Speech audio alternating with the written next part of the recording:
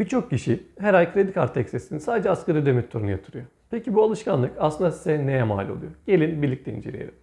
Asgari ödeme, borcunuzu ödemedi sayılmamanız için ödemeniz gereken minimum tutardır.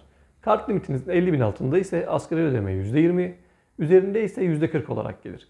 Çoğumuzun kredi kartı 50 bin TL üzeri limitli. O nedenle bu videoda %40 olarak hesaplayacağım. Burada işte 50 binin altında olan limiti 50 binin altında olan kişiler de %20 olarak düşünebilir. Yani benim buradaki hesaplarımın yarısı kadar alabilirler.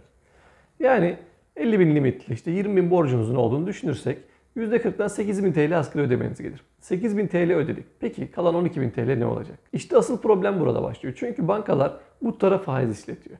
Türkiye'de kredi kartı faiz oranı aylık yaklaşık %4.30 civarında. Yani kalan borcunuz her ay katlanarak artıyor. Kolay hesap olsun diye bunu %5 diyelim. 12 bin TL'ye %5'ten 600 TL faiz gelir. Kalan borcumuz 12.600 TL olur. Aslında 8.000 TL ödedik ama borcumuz 12.600 kaldı. 12.000 kalması gerekirken limitimiz 7.400 lira açıldı sadece. Bu ödediğimizden az limit açılması ve borcun sürekli faiz gelerek artması zamanla bizi borç batağına düşürüyor.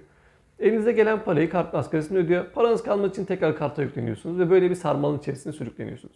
Asgari ödeme yapmak sizi yasal takibe düşmekten kurtarır sadece ama borcu bitirmez. Aksine borç sürekli faizlenir. Siz ödüyorsunuz ama borç sanki hiç azalmıyor. Bu yüzden karttan çıkmak daha da zor hale geliyor. Sürekli asgari ödeme yapmak kredi notunuzu olumsuz etkileyebilir. Kredi çekemeyecek kadar düşmez. Ama çok iyi kredi notları da sağlamaz. Ayrıca uzun vadede borcunuz kart limitinizi aşar ve başka finansal ihtiyaçlarda zorlanırsınız. Yani asgari ödeme alışkanlığı görünmez bir borç zincirine dönüşüyor. Aslında bize bir kurtarıcı gibi geliyor bazen paramız olmadığı zaman ama bizi bu sarmalın içine sürüklüyor ne yazık ki.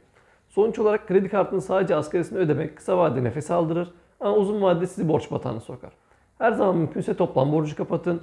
Olmuyorsa, yetmiyorsa asgariyi ödeyip üzerini cebinize atmak yerine biraz daha fazla kapatmaya çalışın. Hani parça parça. Diyelim ki asgarisi işte az önce dediğimiz gibi 8.000 asgarisi geldi. 10.000 yatırın. Bir sonraki ay yine bir 2-3 bin fazla yatırın ki bu borç küçük küçük olsun. Hem faiz daha az gelsin hem de borcu yavaş yavaş kapatıp bir sonraki aylarda tamamen kapatabilirsiniz. Unutmayın, kontrol sizde değilse kredi kartı borcu sizi kontrol eder. Bu tarz videoları beğeniyorsanız abone olmayı unutmayın. Bir sonraki videoda görüşmek üzere.